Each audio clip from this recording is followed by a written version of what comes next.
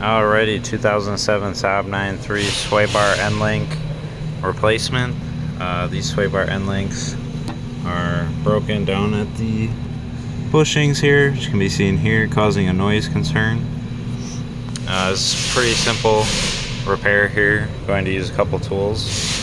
I got a 16mm open-ended wrench, 18mm ratcheting wrench, and then I have my 18mm on the impact.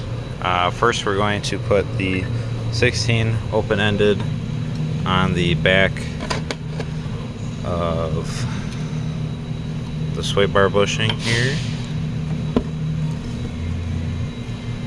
Alright, we got it on the back of this here. Attaches to the back of the bushing over here. There's like two little flat spots. I did have to rotate this around a little bit to get to that.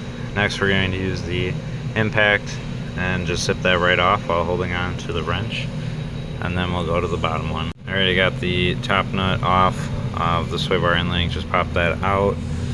Bottom one, the wrench is on. Next we're going to use our ratcheting wrench to break that free and then rotate that nut off of the bottom part of the sway bar end link. Alright, we got the old sway bar end link off here.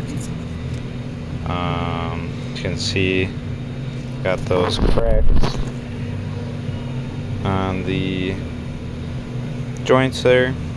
The other side was worse, which is where mainly the noise is coming from. Got these new replacement ones. Basically we just go in the reverse order here.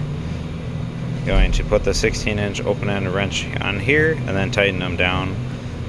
One with the ratcheting wrench and one with the air gun here, and then put it back onto there when we tighten it, and then we'll be all good to go. Alright, a new sway bar end link is on. Everything is good there. This was the other side, as it was pretty blown out, causing quite a bit of noise. So replacing those eliminated that noise. Super easy fix. That is it for replacing the sway bar end links on a 2007 Saab 9.3.